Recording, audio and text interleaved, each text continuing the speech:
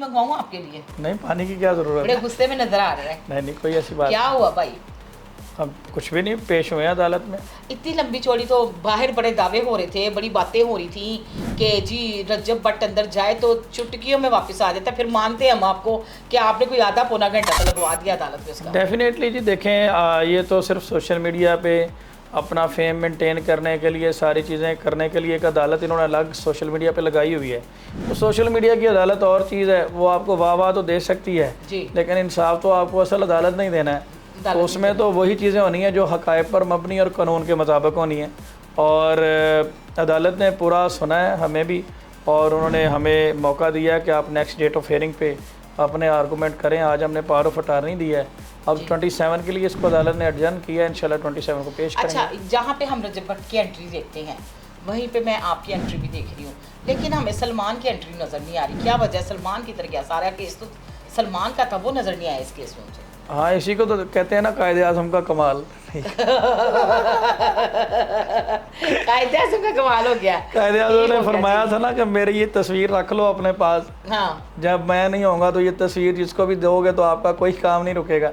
मौक़िफ़ तो ये भी कह रहे हैं, मैं नहीं कह रही, ज़राए कह रहे हैं कि पप्पियाँ जप्पियाँ सलमान के साथ फिर शुरू हुई हुई हैं तो केस कोर्ट में किया हुआ। नहीं, कोई ऐसी बात नहीं है, ये सोशल मीडिया पे इस तरह के एलिगेशन चलते रहते हैं। अगर उसने पपियाँ जपियाँ शुरू की होती जी तो वो अदालत में क्या लेने आती? वो तो अदालत में उसके खिलाफ एविडेंस देने के लिए आई हुई थी, आज शहादत करवाने के लिए आई हुई थी। जी जी। तो ये तो नहीं हो सकता ना, तो ये बेबुनियाद इल्ज़ामात हैं। मेरे ज़राए अंदर के ये भी कहते हैं, मैं नहीं कहती, कि कोई ऐसा सवाल था कि आपकी आंख थोड़ी नीचे होगी कि इसने अपने 2 बच्चे भी ज़ाया करवाए में मेडिकल रिपोर्ट में, तो कहाँ पे खड़ा है ये केस? क्या कहते हैं इसके? देखिए, मेरी आंख नीचे नहीं हुई, मेरा इसमें ये था कि 2-3 चीज़ों पे मुझे बड़ी हैरानगी हुई जिस तरह से इस केस को मैनिपुलेट किया गया। जब मैंने उन्होंने कहा जी कि 2 मिसकैरेज हुए, तो मैंने उससे पूछा कि आपने ये मेडिकल में क्यों मेंशन किया था, तो उन्होंने कहा जी मेरे वकील साहब ने मुझे कहा था ये लिखें। अच्छा। उस पर फिर मेरी आंख नीचे हुई कि ये वकील साहब ने कैसा मशवरा दिया है।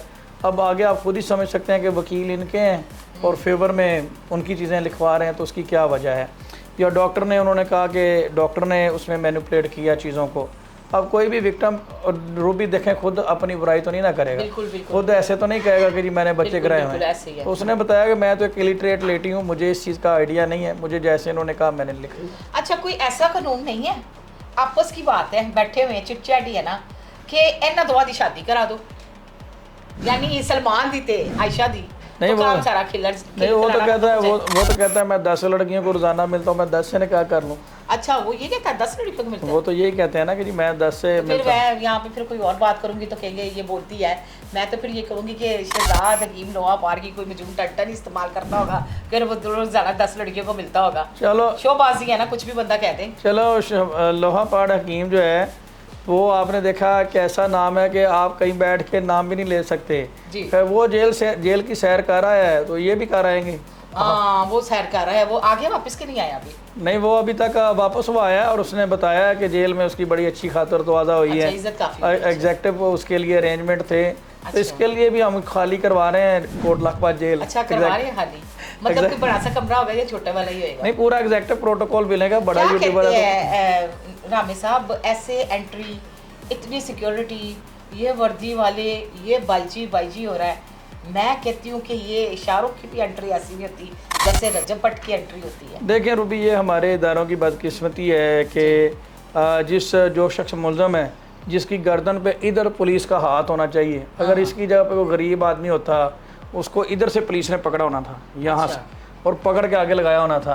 तो ये मुलज़म है और इसको प्रोटोकॉल मिल रहा है, तो ये बदकिस्मती है हमारे इदारों की, और ये उसका मिसयूज़ करते हैं, अदालतों का मजाक उड़ाते हैं, वकीलों का मजाक उड़ाते हैं, और इसी वजह से 2-4 दफ़ा पहले भी फैंटी खा चुके हैं। और तो रिकॉर्ड खुल गया था। और इनके जो वकील साहब हैं वो भी लाइसेंस अपना सस्पेंड करवा चुके हैं। तो बात यह है कि हमारे पास वो तो कोई चीज़ नहीं है, हम कोई गुंडा एलिमेंट्स तो हैं नहीं, हमारे पास तो एक कागज़ और कलम ही है, और इंशाल्लाह हम उसका इस्तेमाल करेंगे। साहब से मेरी बात हुई है खड़े हुए, मेरा क्लिप भी आप देख रहे होंगे इधर।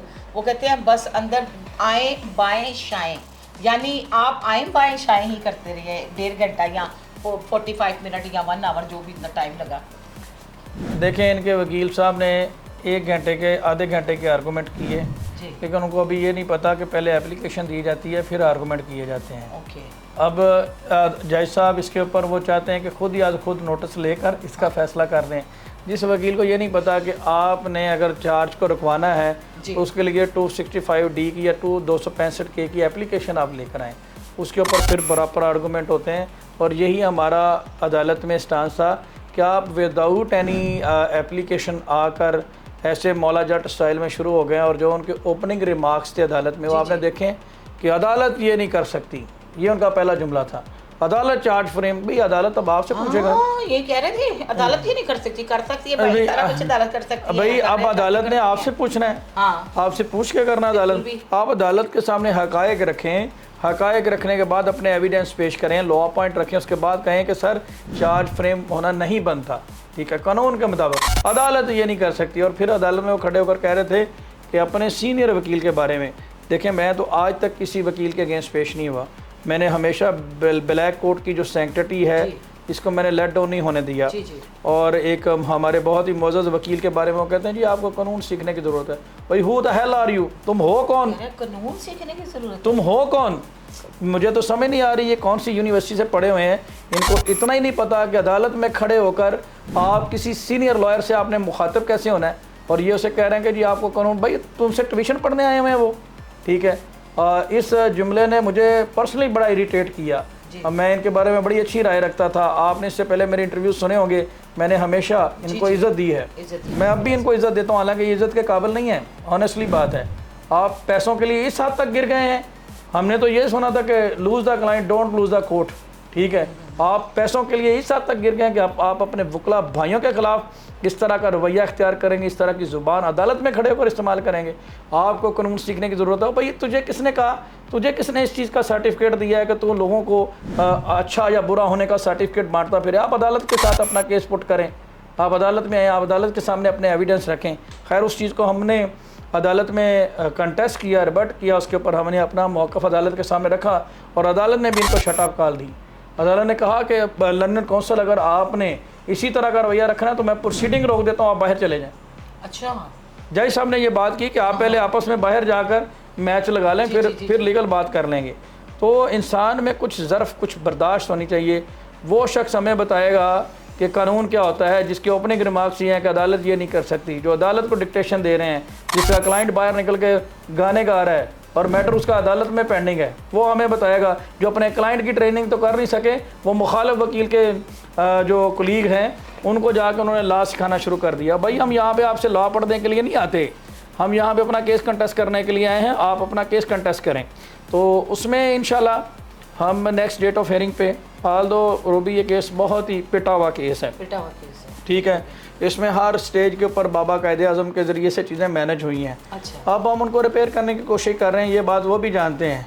अब एक लड़की और एक तरफ पूरा माफिया, अच्छा, ज़राए वसाइल, पैसा, पॉलिटिकल इन्फ्लुएंस, उसको आपने अगर दीवार के साथ लगा कौन सा कोई बड़ा कारनामा कर दिया है। और इस पर तो शर्म आनी चाहिए, इस पर स्टेटस लगाते हुए एक लड़की के अगेंस्ट जिसका ना कोई बैकग्राउंड है, जिसके कोई ना ज़राए वसाइल हैं, उसने आपको अदालतों में यहाँ पे धिक्के खाने पे मजबूर कर दिया है और तुम अपने आप को स्टार समझते हो, तुम इसको जीत समझते हो। मैं तो ऐसी जीत के ऊपर बात करने का मकसद ये है कि इन्होंने तो पिछली डेट पे भी दावा किया था कि हम बरी हो जाएंगे। जी जी बिल्कुल किया, फिर होगा ये बरी? नहीं, बाहर भी बहुत दावेदार थे वो जवाद भाई से। कोई बात नहीं, हम तो ये नहीं कहते कि हम सजाए मौत करवा देंगे, ये कह देंगे हम अदालत के फ़ैसले का एहतराम करेंगे। अदालत जो भी फ़ैसला करती है हमारी फेवर में आता है तब भी हम एहतराम करेंगे रूबी, अगर ख़िलाफ़ आता है तब भी हम एहतराम करेंगे। ख़िलाफ़ आता है तो हम हायर फोरम पे चैलेंज करेंगे, फेवर में आता है तो हम एक्सेप्ट करेंगे, दैट्स इट। रमी साहब, लोग बाहर ये बात कर रहे थे कि ये सारे लोग मिले हुए हैं, इतने लड़के हैं, इतना इनके पास पैसा है, एक तरफ वो बच्ची अकेली है और वो कितना का सर्वाइव करे, तो क्या आप भी कुछ इससे चार्ज कर रहे हैं? डेफिनेटली रूबी, हमने ज़ाहिर बात है यहाँ पे भी हम कोई खिदमत सेंटर तो खोल कर नहीं बैठे कि अब मैं ऐसे बात करूँ। ज़ाहिर बात है हम चार्ज करें, लेकिन हमने बहुत ही माइनर चार्ज इनको किया है। अपनी डॉक्यूमेंटेशन वगैरह के आने जाने के जो एक्सपेंस है वो उसको किया। वो बेचारी विक्टिम है और यहाँ पे बदकिस्मती ये है कि एक तो वो बच्ची विक्टिम है, उसको बैडली यूज़ किया गया, ऊपर से सोशल मीडिया पे उसका करैक्टर असैसिनेशन की गई और ये जेस्चर दिया गया। और उसकी लाइल्मी का या आप कह लें कम इल्मी का फ़ायदा उठाया गया और उसको मिसयूज़ करके, तो इंशाल्लाह अभी आपने केस देखा अब खत्म होगा या ट्रायल की तरफ जाए? अभी तो शुरू हुआ है, अभी तो पार्टी शुरू अच्छा, हुई ये है। बाहर कहते हैं हमारा तो आखिरी दिन था आज। चलो ये तो पिछली डेट पे भी इन्होंने कहा था। ले भी इसके साथ मुझे दे इजाज़त, ठंडा ठंडा कूल कूल पिए सारे, बर्फ़ वाला पानी। तो मैं आती हूँ थोड़ी देर बाद फिर, ताकि मैं बता सकूँ कि आयशा जट क्या कहती हैं इनके मतलब। मुझे दे इजाज़त, अल्लाह हाफ़िज़।